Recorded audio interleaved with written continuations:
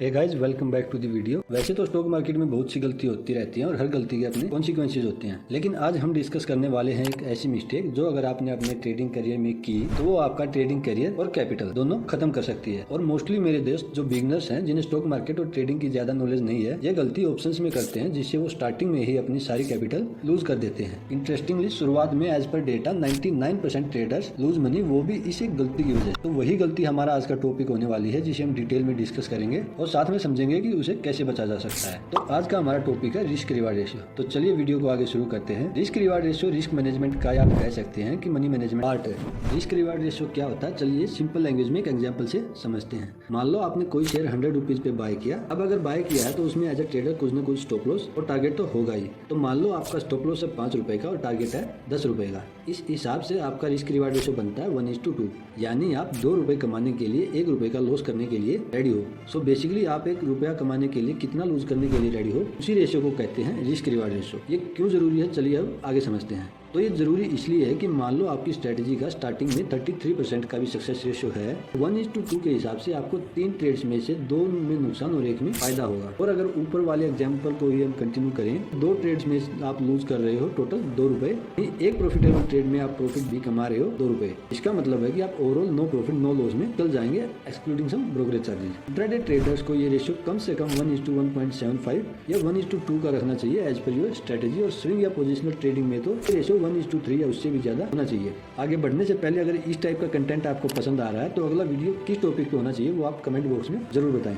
ऐसा हम क्यों कह रहे हैं, बिकॉज वर्ल्ड का कोई भी ट्रेडर, चाहे वो कितना इस प्रोफेशनल क्यों ना हो, किसी का भी ट्रेडिंग में सक्सेस रेशियो 100% नहीं होता है, लेकिन उनका रिस्क मैनेजमेंट प्रॉपर होता है। और जब वो लॉस करते हैं तो कम करते हैं और प्रॉफिट हमेशा बड़ा करते हैं। यही रीजन है कि प्रोफेशनल ट्रेडर्स की सक्सेस का रेशियो 50 या 60% होने के बाद भी वो बड़ा पैसा बना पाते हैं। तो उन्हीं की तरह आपको भी अपना प्रोसेस बनाना है और लॉन्ग टर्म में ट्रेडिंग से बड़ा पैसा बनाना है, तो रिस्क मैनेजमेंट को ध्यान में रखना होगा। क्योंकि आप अगर थोड़ी सी स्टडी करके एक ठीक ठाक सी स्ट्रेटेजी भी बना लोगे with success rate of 50 to 60%, then आप यहाँ से पक्का बड़ा पैसा बना के जाओगे। अगर आपको चार्ट पे पूरा कॉन्फिडेंस है, लेकिन आपका स्टॉप लॉस आपके टारगेट प्राइस से बड़ा बन रहा है, या इवन आपका रिस्क रिवार्ड रेशियो सही नहीं बैठ रहा है, तो आपको उस ट्रेड में नहीं घुसना चाहिए। स्टार्टिंग में हमारा फोकस यही होना चाहिए कि कुछ भी करके हम अपना कैपिटल लूज ना करें, क्योंकि प्रॉफिट तो एक न एक दिन आ ही जाएगा।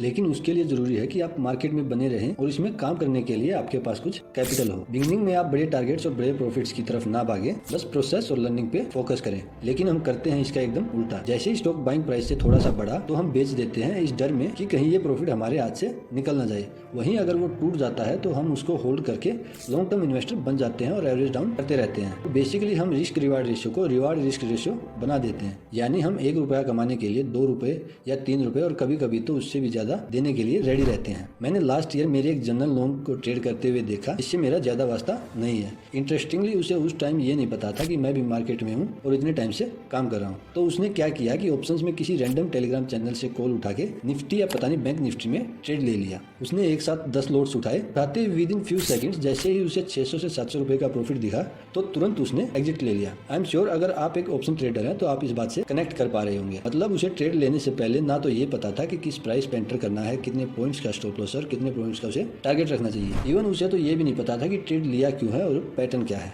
इसी में अगर और ऐड करूं तो आपके अपने बफेट मनी के फ्री टेलीग्राम चैनल पे भी जब भी हम निफ्टी या बैंक निफ्टी के इंट्राडे लेवल्स डालता हूं तो बहुत सी हमारे पास क्वेरीज आती हैं कि सर बैंक प्राइस बताओ, तो वो हम बता नहीं सकते because of SEBI guidelines. But हम आपको ब्रेकआउट या ब्रेकडाउन लेवल्स हमेशा शेयर करते हैं ताकि आप पैटर्न को सीख सको। और अगर एक बार सीखने पे फोकस कर लिया तो आप डेफिनेटली बड़ा पैसा बना सकते हो। फिर भी अगर आपको ट्रेड करना है तो ब्रेकआउट या ब्रेकडाउन के हिसाब से इन द मनी में आप अपनी रिस्क एपिटाइट के हिसाब से पोजीशंस बना सकते हैं और एज ए बिगिनर एक लॉट से ज्यादा में काम ना करें। लेकिन अगर आप ऐसे ही रैंडम ट्रेड करते रहे तो आपको रैंडम रिजल्ट्स ही मिलेंगे और ज्यादा लंबी ट्रेडिंग नहीं चलेगी और बहुत जल्द आप अपना कैपिटल लूज कर सकते हैं। अगर आप हमारे साथ चार्ट सीखना चाहते हैं तो फ्री टेलीग्राम चैनल का लिंक नीचे डिस्क्रिप्शन में दिया हुआ है, आप वहां से ज्वाइन कर सकते हैं। रिस्क रिवार्ड रेशियो को मेंटेन करके रखें और ट्रेड लेने से पहले इसको डिसाइड कर लें। अगर स्टॉक अच्छा भी लग रहा है तब भी अगर आपका रिस्क रिवार्ड रेशियो सही नहीं बैठ रहा है तो आपको अवॉइड कर देना चाहिए। हमारा मानना है losing a good trade is better than losing a capital in bad trade. तो ये था रिस्क रिवार्ड रेशियो का टोटल कंसेप्ट, इसको अपने माइंड में जरूर रखें। Thank you very much and happy learning.